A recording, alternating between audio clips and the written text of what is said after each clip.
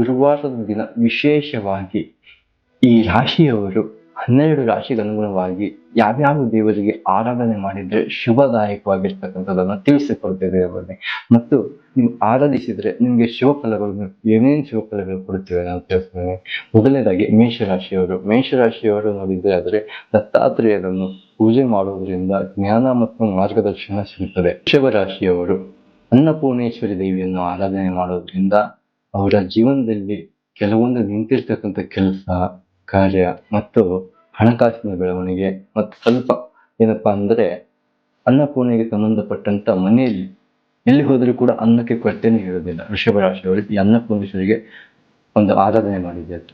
ಮಿಥುನ ರಾಶಿಯವರು ಶ್ರೀ ಚಾಮುಂಡೇಶ್ವರಿಯನ್ನು ಆರಾಧನೆ ಮಾಡಬೇಕು, ಅಥವಾ ಹೆಣ್ಣು ದೇವರಿಗೆ ಚಾಮುಂಡೇಶ್ವರಿ ಈ ತರ ಯಾವ್ದಾದ್ರು ದೇವರಿಗೆ ಆರಾಧನೆ ಮಾಡಿದ್ದೇ ಆದರೆ ಅವರಿಗೆ ಬುದ್ಧಿವಂತಿಕೆ, ಯಶಸ್ಸು ಮತ್ತು ಧೈರ್ಯ ಅನ್ನೋದು ಹೆಚ್ಚಾಗುತ್ತದೆ. ಕರ್ಕಾಟಕ ರಾಶಿಯವರು ಶ್ರೀ ರಾಜರಾಜೇಶ್ವರಿ ಅಮ್ಮನವರ ಒಂದು ದರ್ಶನ ಪಡೆದಿದ್ದೇ ಆದರೆ ಕರ್ಕಾಟಕ ರಾಶಿಯವರು ಅವರಿಗೆ ಈ ಒಂದು ದಿನ ಸಂಪೂರ್ಣವಾಗಿ ಯಾವ್ದರಪ್ಪ ಅಂದ್ರೆ ಒಂದು ರಾಜಯೋಗ ಅನ್ನೋದು ಪ್ರಾಪ್ತಿಯಾಗುತ್ತೆ.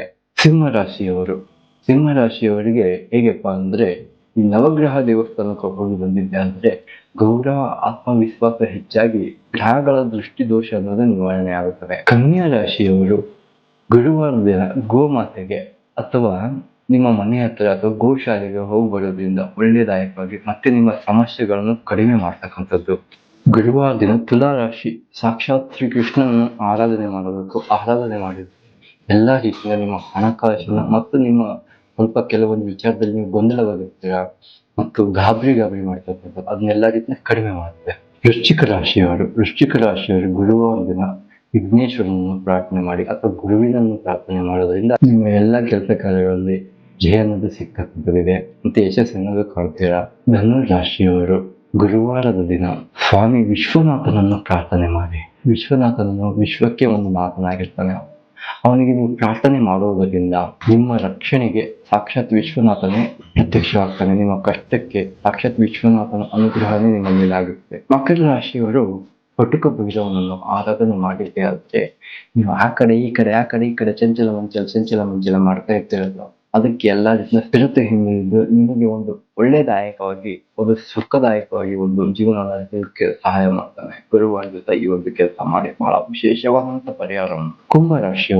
ಕುಂಭರಾಶಿಯವರು ಗುರುವಾರದ ದಿನ ನಿಮಗೆ ಗುರು ಅಂತ ಒಬ್ಬರನ್ನ ತಗೊಳ್ಳಿ. ಆ ಗುರುವಿಗೆ ಆರಾಧನೆ ಮಾಡತಕ್ಕಂಥ ವಿಶೇಷವಾಗಿರ್ತದೆ. ಯಾಕೆಂದ್ರೆ ನಿಮ್ಮ ಜೀವನದಲ್ಲಿ ನಿಮ್ಮ ಅಧಿಪತಿ ಯಾರು?